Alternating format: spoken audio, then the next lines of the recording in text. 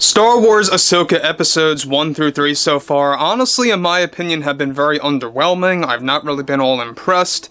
And to really just bundle things up very quickly for you guys, I find the acting very subpar, the dialogue very drawn out, where a lot of pauses are seen in between sets of dialogue, especially in the first two episodes, and just a lot of scenes just seem like they are ripped off from past movies and or Star Wars projects that you can actually see how predictable they really are. A map to Thrawn, a map to Skywalker, various shots and sequences, such as in Episode 3, where we have the whole Sabine and Ahsoka training session and more. This is Mike Zero. Subscribe if you're new and like this video to see future updates. I'm also on Twitter at Mike01. I thank you all so very much for the great and kind support. And let's get right into exactly what's going on with Star Wars AHSOKA. Now, like I said many times before in the past, that this series was a make or break situation for the Star Wars franchise, for Disney, and of course, let's not forget about Dave Filoni and others associated with the show. Now, given that AHSOKA Season 1 so far has not really been too bright, a lot of fans have been very much divided, a lot of fans have been really struggling to keep themselves enthusiastic through and through, consistently through each and every episode so far.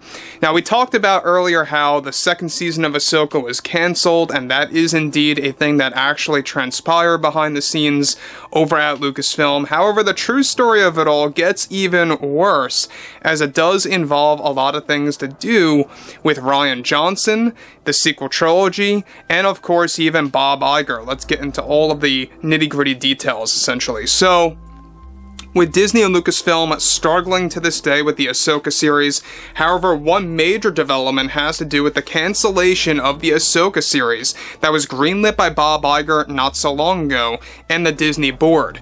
However, recently the Disney higher-ups decided to put a full stop to an announcement for the second season of AHSOKA at this year's D23 event.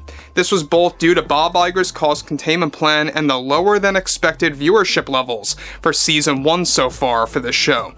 However, the second season was supposed to be a Sabine-focused story with her training with Ahsoka becoming mastered and would primarily focus on a new war taking place in two different galaxies.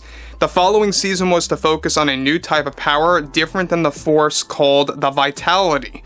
This was an idea by Rian Johnson for his Star Wars trilogy that, as it turns out, was going to be adopted by Dave Filoni for Season 2 of AHSOKA. It was reportedly the evolution of the Force into something far different than the Force itself. Another reason why Disney decided to pull the plug on the second season was the fact that this season in particular was planned to hold twice the budget of AHSOKA Season 1, and due to Bob Iger's cost containment plan, this only made this nearly impossible to move forward with. Now guys, let me just pause here quick before I get to the next big piece of this ongoing development, is that I find that AHSOKA Season 1, even though the title is all about her, the story is apparently focused on her, is anybody else feeling the same exact thing as I am? That it almost comes across like a bait and switch situation where this show is slowly but surely becoming the Sabine Wren show. It just seems like it's coming across like that. There's a lot of shots in this show where Ahsoka is seen to the side, or she's in the background, and Sabine is at the forefront, in the center of the frame, and it's all about her lately. It's about Sabine's training, it's about Sabine rising to become a Jedi, exploring the Force. This doesn't really seem to be an Ahsoka-centric show so far. But I digress. I think a lot of you may disagree or agree with me on this. I'm sure fans will be divided on my opinion with that. But we all have our takes on everything Star Wars, right? So, like I've criticized days ago, the concept of introducing multiple galaxies is something that I thought was pure ludicrous. And the fact that they are about to venture into another galaxy and abandon the one that is the home of the Skywalkers, the home of the original trilogy, I think is just breaking Star Wars into two. A lot of people out there, would say that another galaxy is a great thing and that it's going to be used as a way to create different timelines. I don't believe so in the least. You know, I don't think multiple galaxies necessarily mean different timelines. It literally just means you're abandoning the home of what Star Wars really is. But anyway, let's move on to the next.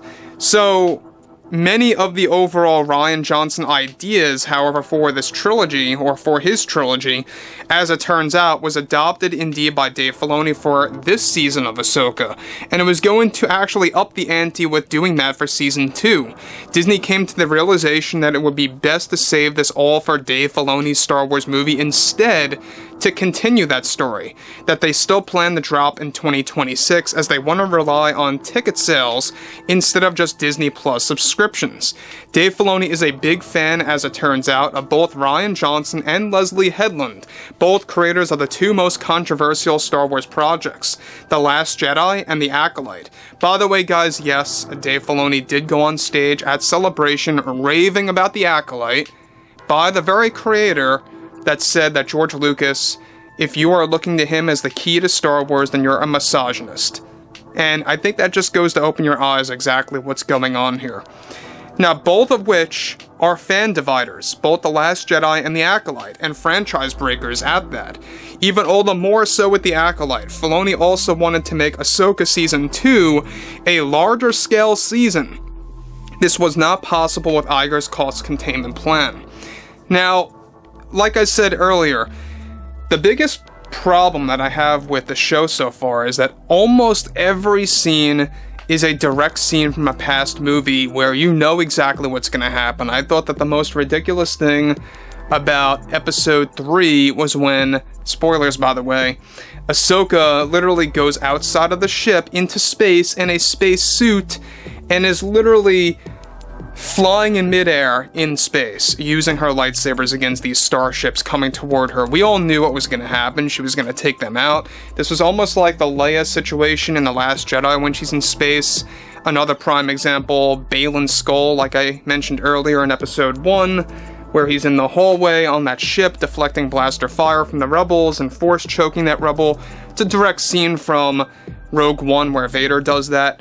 Another scene that I have to mention is, you know, where we have the moment in episode 3 where you have Sabine with the blindfold, you know, the helmet in front of her where she can't see. It's literally A New Hope where Obi-Wan is training Luke. We all know what's gonna happen, you know. It's like too many scenes are just direct copies and paste situations, and it just thrown into the actual show. I think that's what a lot of people are having issues with, and it's not just that, it's the dialogue, it's the acting, and the mixture of people that don't know anything about Rebels is not happening either, is not actually helping either, I should say. So I would like to hear everyone's take on Ahsoka Season 1 so far, especially with Episode 3, that really, I feel, was very slow-paced again in the first half, and a very drawn-out space fight sequence. So anyway, guys, you know, drop a comment below, fill me below in the comments what you all have to say about this, and if you guys did enjoy the content for today, make sure to drop a thumbs up on this video to support the channel, and I will catch you guys later.